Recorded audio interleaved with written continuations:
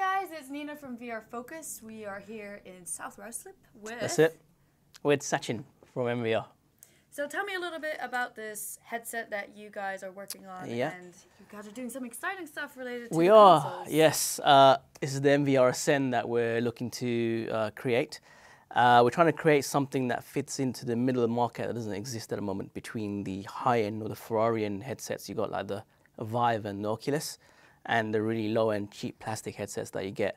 So people at the moment are in this sort of two-tier fragmented VR market, and their options are either something cheap with limited smartphone functionality or something really expensive. They're quite immersive, but they're out of a lot of people's budget. They're physically tethered, and quite importantly, they don't have the AAA famous games that people want, like Call of Duty or GTA on them. They've got nice experiences, but not the famous games. So we want to try to bring in something that kind of bridges the gap between the two sort of extremes we've got with something that's affordable. So we're going in at around £199, which would be our headset and our special controller. But also it'll have AAA games from that day one with our backwards compatibility mode. With our system, the games developer just has to add support for our controller and our sensor.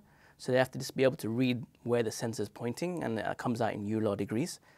And you've got head tracking for the game that was normally meant to be played with a controller on the TV. So the guy who's playing the game at that point will be like, okay, I feel like playing in VR.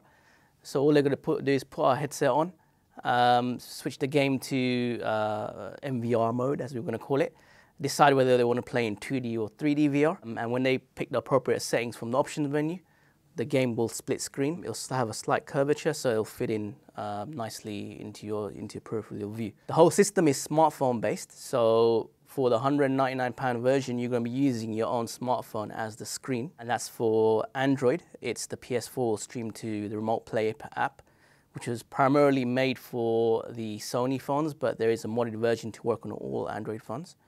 And the PC stream is using a third-party app called Moonlight. And that will work on Android and iOS as well. But with regards to the Xbox, which has no VR capability at the moment, we have to make a special screen, which is effectively a phone-shaped, phone-sized tablet. We just shrunk a tablet down because the Xbox can stream to tablets, but it doesn't stream to Windows phones.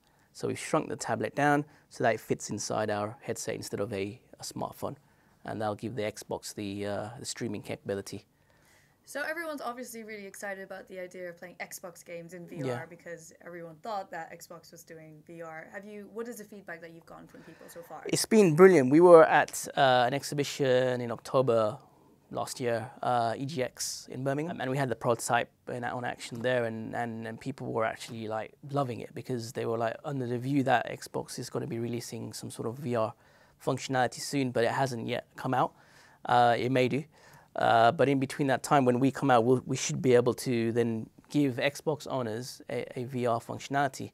So tell me a little bit about how you guys decided to get to VR. Why did you guys decide to build a headset? Yeah, so it kind of started in 2012 during the Olympics, and I was watching a wheelchair race. I was about to start, and I was multitasking at the same time, playing a game on my smartphone, some army game where you kind of move it around and the character moves.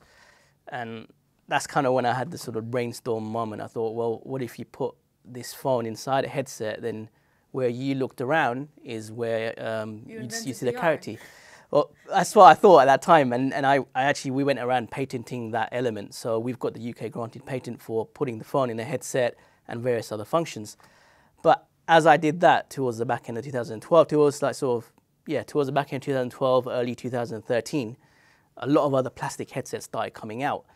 And then we thought, well, we can come out and we'll be just another plastic headset, and that's not what we wanted to do. So we went back to the drawing board and we thought, what can we do to differentiate this product? And that's when we thought of the idea of, well, what if we had a sensor that was emulating stick movement? So when you're playing, say, Call of Duty, that function would be for your head movement in the game. So now our sensor, which we plugged into this and sits at the back of your headset, mimics that analog stick. Analog stick once you've got the headset? So when you've got the headset on, this analog stick is disabled. Otherwise, if you're trying to use that and turn, it's going to not know what to pick up. But what happens is in games like Call of Duty, where you want to make a precision shot, you don't want to aim with your head. So you'll flick one of the buttons at the back that you assign as what we call the ADS or sniper mode. And that's when you want a gun to zoom in. What will happen is the sensor at the back is disabled. This comes back live again. You take your shot, you let go of the zoom button, and you're gonna the have sensor to use basically. That trigger quite a lot though. You're gonna you're gonna be using the trigger quite a lot, but it's probably better than aiming with your head and trying to. So that's basically how we sort of got around that element. So you mentioned Call of Duty. What are the AAA games that are gonna be compatible with this? With regards to backwards compatibility mode, so that's any existing game, it's anything that's first person. So what happens is that we are programming in the games into our controller, and at the back of the controller is an LCD screen. Because every game reacts differently to head movement, so we had to program in the games to get the parameters right. So when you're playing Call of Duty, you'll select, right, I'm playing Call of Duty on the PC, and the sensor will be set up for that game. But when the games manufacturers are making games that support our sensor, you'll just set it onto a sort of a default mode, and the game's doing the tracking. But you'll be able to adjust like slight head movements or like the sensitivity? You will, yeah. We're going to have like an open source GUI. It's really easy for people to modify the speeds and how the sensor actually works. Obviously, you can do that by the game itself in settings, but if you want to get a bit more technical, you can plug the controller into USB, into your PC, and then just use the software to calibrate the game how you want to. Okay, so you've got the headset, you've got the controllers, you've got the sensors. Are there any other accessories that you're also putting together? So for the Xbox, it'll be a special screen that we're at the moment calling the S1 screen. And that's going to be a Android and Windows dual OS tablet, effectively, or phone-shaped tablet. And you're going to need that tablet for the Xbox because the Xbox doesn't stream to smartphones. And when you're playing with the Xbox, you put the tablet on Windows operating system. So the tablet gives you more choices. You get to tablet, both Android and Microsoft. And okay, so that makes sense. The technical aspects are totally going to change, but in terms of this prototype right now, it's got a HD screen. This one hasn't got a touch-sensitive screen, but it is going to have a captive touch-sensitive screen on our version. We want to make this affordable, so there's no need for 4K because, well, the output from the Xbox is not at 4K. This prototype's got a Intel processor in there. It's got 2 GB of RAM. We're probably going to keep the RAM amount the same. We're going to have a better rechargeable battery, a slightly longer battery life. So you should be able to get battery life that's roughly the same as if you're watching a movie on a phone, which I think nowadays is around, 5-6 hours. Maybe you can get a bit more out of it. But you're not going to probably play in VR for that long. Can you change sort of the focal range? Can you adjust different things for the lenses? Yeah, like that's all it. The other headsets? So you'll be able to do exactly what the other headsets do. So pupil distance, back and forth. At the moment, this is our prototype headset that we've made by hand. You'll be able to go back and forth on distance. Obviously, it's gonna, in our final version, there's gonna be a little twizzle rather than this. And at the bottom, you've got the pupil distance adjusters would be there as well. That you can basically. It's got some inbuilt headphones, and this is the sensor at the back. That's the sensor at the back, which effectively will be plugged into with a wire to the controller. So the only wire that will be going is from the controller to your sensor.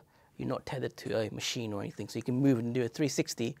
And you're not going to trip over any wires. It's all wireless. Great. And then you've got different options for 2D or 3D. So that's right, yeah. So we've got basically an interchangeable lens, and you can effectively put in the, this is the 2D lens that we've got there. At the moment, it's just a 3D printed prototype. And then you can get the 3D lens and you can put slot that in as well, depending on what you're playing. So the thing with 2D is, all the existing games that are made for the TV are made in 2D. There is no split screen, so one image for each eye. So you'd be playing in 2D head-tracked VR for previous games, unless the game manufacturers release patches to split screen. But the beauty of 2D is that you can actually play longer. So a lot of people think, okay, well, VR has to be 3D. You can play in 3D, but then the headaches and the nausea kicks in. But when you're playing games like Call of Duty, you don't play for 10 minutes. You play for maybe half an hour, 45 minutes. Wow. If you play, if you play in 2D VR, you can play a lot longer. These games manufacturers are waiting for our final version of our sensor. So we're going through the prototyping phase at the moment. So once we give them a development kit, then they'll be able to give support to certain games, and maybe at that point we might be able to mention it. And the indie guys actually have latched on quite nicely for us a lot faster, because from their perspective, they were never looking at VR, and the cost for a small 4 or 5 man team development house to make a separate VR studio doesn't make much sense. So we're able to give them the ability to carry on making their game normally for the TV and for a console and for the PC monitor. But with our system, it adds on the VR mode. So they don't have to reprogram, do nothing. All they're going to do is make sure for 3D VR, they've got a split screen element to that game, and that our controller is supported. What if you don't have Wi-Fi? If you don't have Wi-Fi, you got a problem. I think most people probably have got Wi-Fi. You don't need any special router. You do need something that's fairly decent. So we'd suggest an AC1200 plus classified router. There's going to be 2 versions of the controllers. There's going to be an Xbox variant, and there's going to be a PS4 style variant. You can imagine people are used to their own type of controls. Xbox owners will not want to play with something that is a PS4 style controller. When we make the Xbox version of the Ascend, so that Xbox version will work on the Xbox and the PC. And then when it comes to the PlayStation controller version, in that package, which will be around £199, you'll get the headset and the controller, but not the screen. So we're in a warehouse right now. I see lots of electronical sort of things around me and gadgets. Yeah. Tell me about that. You've got some type of special route for distribution for your product. Yeah, so where we got our office is my immediate family's import-export business. That works really well for us because they sell to all the people in UK and Europe that we'd want our product to be with. Such as? So Argos and Amazon and Curry's PC World or Tesco's or any of the sort of big retailers who would also hold electronics. That's a big piece of the puzzle already done for us, because it's very difficult for startups to get in front of these buyers. For us, it's not a problem. Because of the existing relationships, because they already sell to these people, we're going to be able to get in front of them. The family business also sell their own product, their own brand. It's called Groovy, where they're making headphones and iPhone accessories, etc. And basically, they got a factory, a trusted factory that they're using in China. So that's an option for us as well, to use that factory. We're not have to, but we know them. We know they are trustworthy and they make good quality products. So there's a couple of pieces of the puzzle that are already sewn up for us, basically.